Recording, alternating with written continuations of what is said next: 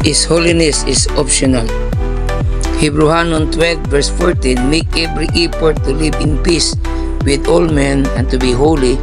Without holiness, no one will see the Lord.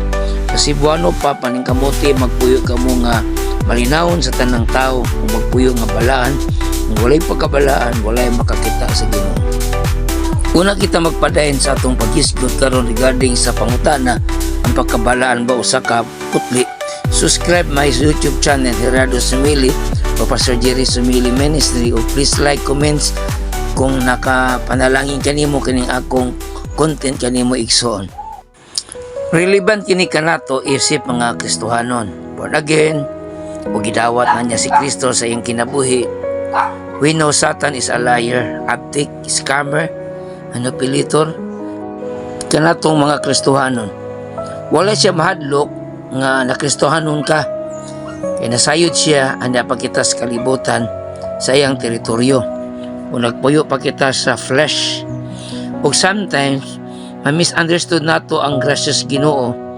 Ma-miscalculate, misunderstanding, especially because of many preachers today nga nag-overemphasize nila kaning kaluwasan tungod sa grasya.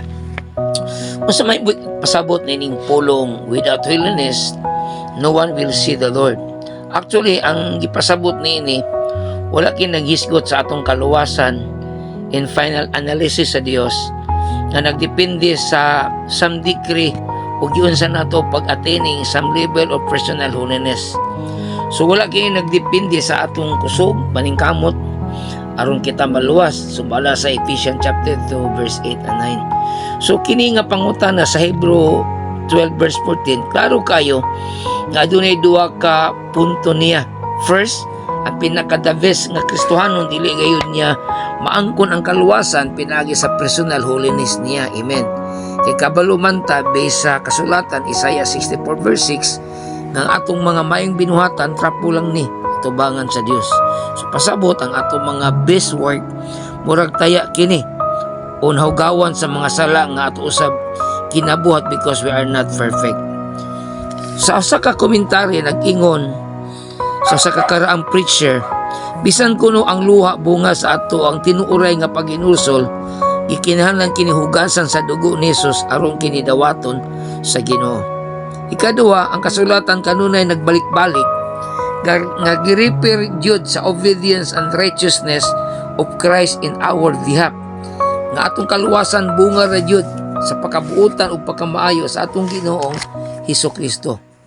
Mingon ang Roma 5:19, for just as through the disobedience of one man, Adan, the many were made sinners, so also through the obedience of the one man, Jesus, the many will be made righteous. Ug gidugang pagayod si Apostol Pedro sa 1 Peter chapter 3 verse 18, for Christ died for our sin once and for all, the righteous Christ for the unrighteous kita nga mga tao, to bring you to God in salvation.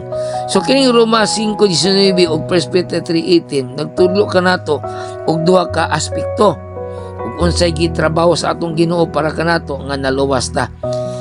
First aspect is kining active obedience ni Kristo ato naniskutan kagahapon sa atong lain sa atong kuan nga content sa iyang sinless life here on earth. Kini ang perfect obedience ug absolute holiness, kining iyang perfect life credited kini sa tanan nagsalig kaniya aron maluwas. Pasabot, gibalhin diya nimo ang tanang pagkamatinumanon o pagkabuotan ni Kristo, gikount nga imo mao na ang active obedience. Second aspect, kini itawag passive, active kini passive obedience in Christ, meaning ang iyang kamatayon sa cross nga diin giimpasan niyag bayad ang atong sala ug aron mahupay ang kaligutgot ug panimalo sa Dios kanato tungod sa atong mga sala iyang gibayaran. Mingon ang Hebrew 10 verse 10, and by that will, pagsugot o midumili si Kristo, we have been made kita holy through the sacrifice of the body of Jesus Christ once and for all. So diri nakita nato nga nagdepende jud ay ang atong pagkabalaan at ubangan sa Dios. Nagdepende gayud sa entirely on the work of Jesus Christ for us tungod sa pagka gusto na sa Dios nga amahan diri ka nato. Amen. Pusa sa Pastor Jerry Sumili Ministry miingon atong padayonon sa next episode ang holiness ba is optional. Isigutan nato ugma, aside sa holiness ni Kristo kinahanglanon nato aron kita maluwas.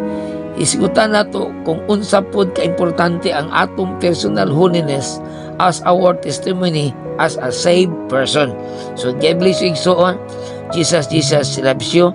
Pastor Jerry Sumili Ministry. Thank you for watching.